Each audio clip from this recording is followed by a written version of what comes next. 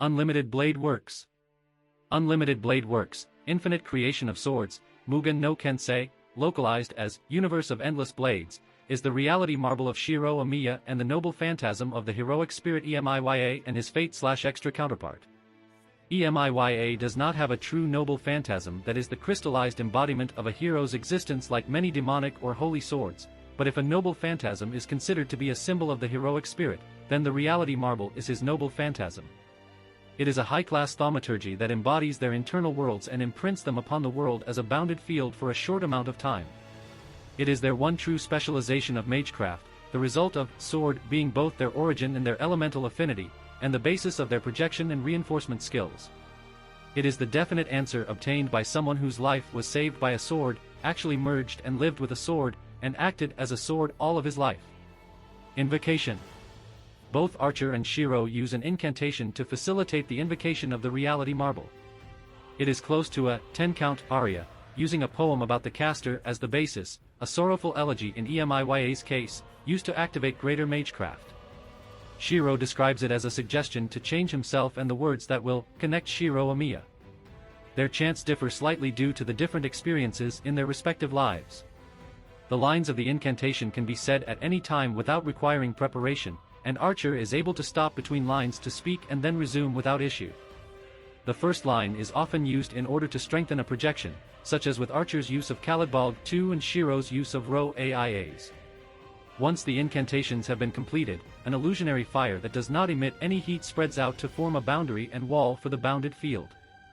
The bright light fills the vision of those present, and manifests an open, barren desert with monolithic black gears gyrating in the distance.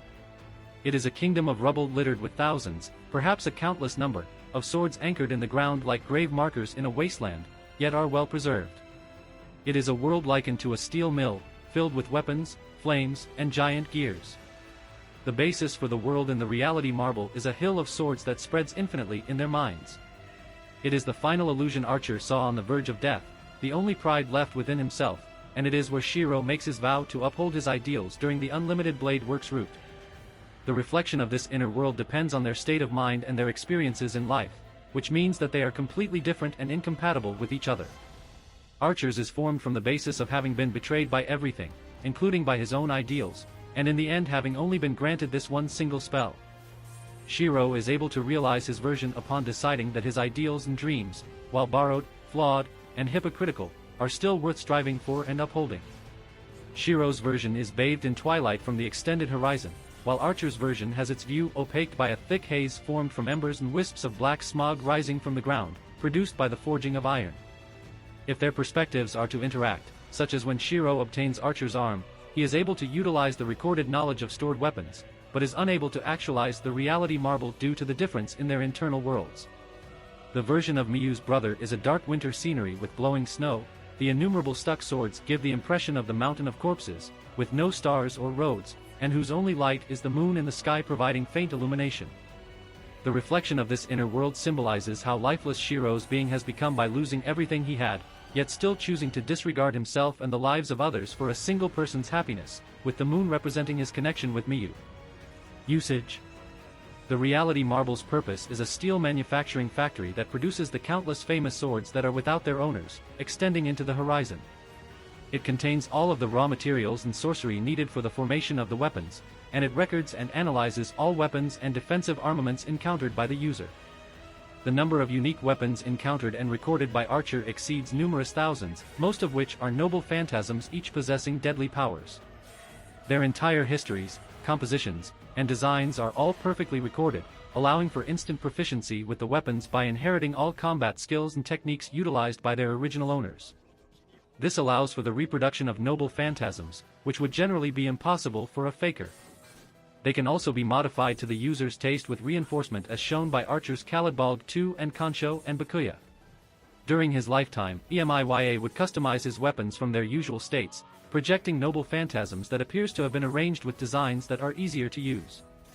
Close combat weapons such as swords, spears, and halberds are the main focus of the reality marble in accordance with Shiro's origin of sword, which also makes it impossible to record or reproduce modern weaponry like guns and other mobile weapons.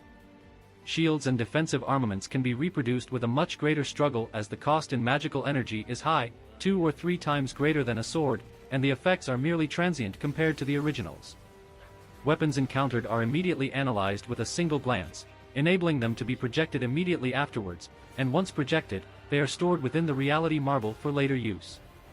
Shiro is able to instantly recognize dozens of weapons being fired from the Gate of Babylon at an extremely high rate and instantly counter with projections of the same weapons before they can strike.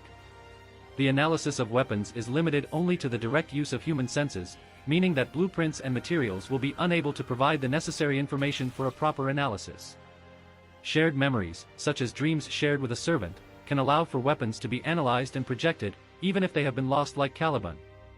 The quality of projected weapons will always be degraded by 1 rank due to humans being unable to fully conceptualize the existence of an object through only one sense, and they will never equal the originals without a technique such as detonating them as broken phantasms. The one exception for Shiro is Avalon, which can be projected perfectly due to having been fused with him for many years. Archer of Fate/Extra, under the conditions of the Moon Cell, is noted to be able to project objects with no inherent rankability, EX rank noble phantasms, should he have support from the original owner. Without being deployed, the reality marble allows for projection and reinforcement in the real world.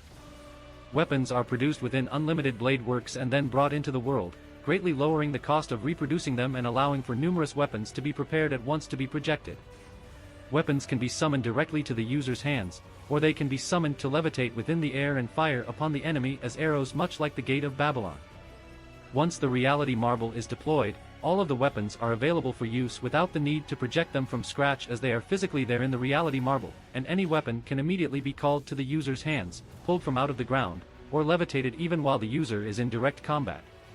The weapons reproduced once the reality marble is first activated will not consume magical energy, but those used or destroyed within it will add to the cost of maintaining the bounded field.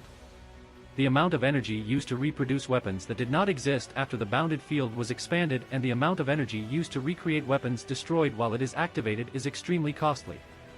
Emiya and Shiro have access to a large number of noble phantasms that they have encountered during their lifetimes, which include Kalidbog II, Durandal, Hrunting, Kansho and Bakuya, Ro Aias, and numerous weapons from the Gate of Babylon.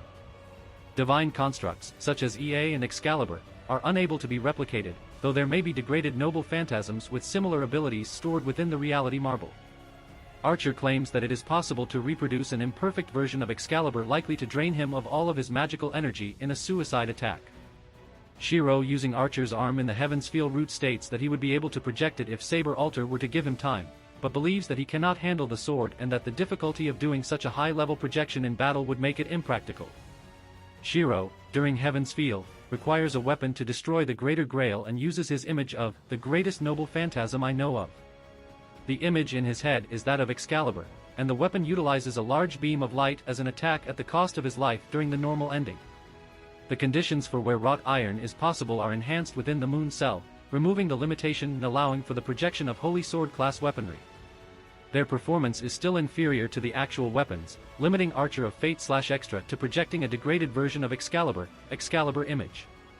Characters in the world of Fate/Kaliad liner Prisma show some ability to replicate divine constructs through special means. The reality marble is a natural counter to Gilgamesh, allowing Shiro, a below-average magus, to completely overwhelm and defeat him. Though Shiro would be no match against other servants who have mastered their own weapons to the utmost limit, unlimited blade works being a somewhat troublesome ability to them, the fact that both he and Gilgamesh are owners of numerous weapons places them on a level playing field. Neither has a specialized weapon with which they can be called a wielder, so Shiro's ability to counter each and every weapon fired by the Gate of Babylon places Gilgamesh at a disadvantage. Outside of the reality marble, Shiro is barely able to keep up with Gilgamesh's assault while he was simply playing around with Shiro. But once within the confines of the reality marble, all of his weapons are produced and ready to attack, which means that the Gate of Babylon's slightly slower summoning rate allows Shiro to hone in on Gilgamesh to fight and defeat him at close range. He is unable to handle Shiro's attacks, which forces him to allow his own weapons to be destroyed in order to counter Shiro's projections, and Shiro even has time to instantly recognize EA as Gilgamesh is drawing it and quickly chop off his arm before he can utilize it. Even with the advantages, he claims that Gilgamesh would win if he were to have time to regain his composure. Outside effects. The reality marble is able to invade Shiro's body in the form of numerous blades during severe trauma to heal and overwrite wounds. It changes the nature of the regeneration provided by Avalon into an indirect form that changes his muscles into blades in order to knit his wounds with swords. It replaces and reinforces broken bones and muscles with swords after he is wounded, allowing him to survive a blow to the chest from Rider's dagger. It also allows him to survive a kick from her that would normally gouge out his stomach. When she realizes his innards are too durable to fatally wound him, she kicks him out of a window to kill him instead, and the ability goes out of control after he hits the ground during the Rafflesia Umbrella bad ending where blades burst from his chest and cause a fatal wound. The ability manages to keep him from having his entire body destroyed from an attack by Gilgamesh, and makes him appear to have masses of blades shaped like muscle fibers as he heals. He is completely invaded by Archer's unlimited blade works after taking his arm during Heaven's Field. The more he uses the abilities from the arm, the harder it becomes for him to suppress the reality marble. It will create an infinite number of blades inside his body rather than outside, causing 1,000 blades to eventually pierce and kill him instantly if he lets it go fully out of control. The arm eventually begins to start permanently replacing parts of his breaking down body with blades as it frantically tries to keep him alive due to him overusing its abilities. His joints gradually become harder to move properly as they begin to take on a metallic, grating sound when he moves, and hundreds of blades protrude from numerous areas on his skin as they prepare an inescapable death by skewering. He comments that, "I am the bone of my sword," when thinking over that fact. During his duel to the death against Kirai Kotomai, it makes the latter unable to strike Shiro without also hurting himself on the blades, and it increases Shiro's durability so that only a fatal strike to his head will kill him. Before his body completely gives out, he states that even his senses are turning into steel as well. Archer. I am the bone of my sword. Steel is my body and fire is my blood. I have created over 1,000 blades. Unknown to death. Nor known to life. Have withstood pain to create many weapons. Yet, those hands will never hold anything. So as I pray, unlimited blade works. Nameless. I am the bone of my sword. Steel is my body and fire is my blood. I have created over 1,000 blades. Unknown to death. Nor known to life. Have withstood pain to create many weapons. Yet, those hands will never hold anything.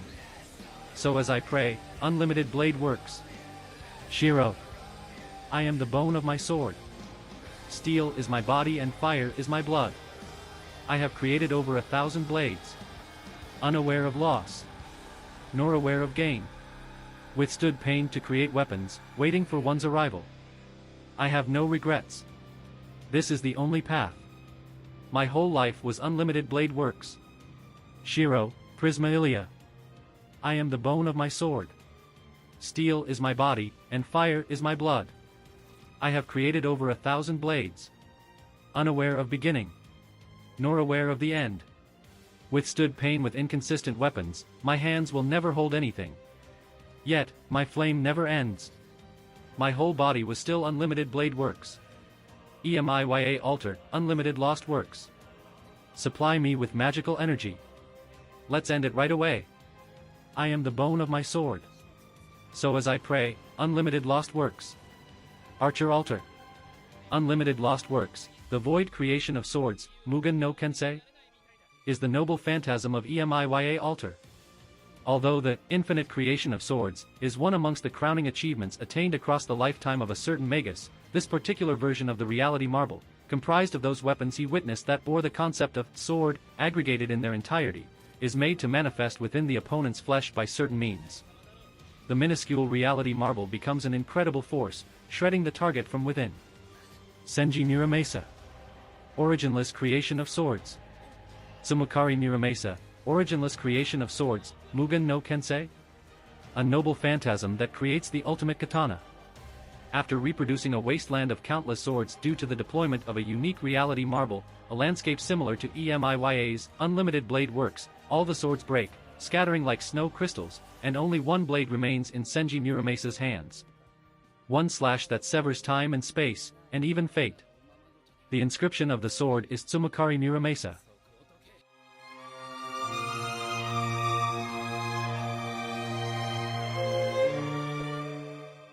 If you like this content, don't forget to like and subscribe. See you later, bye bye.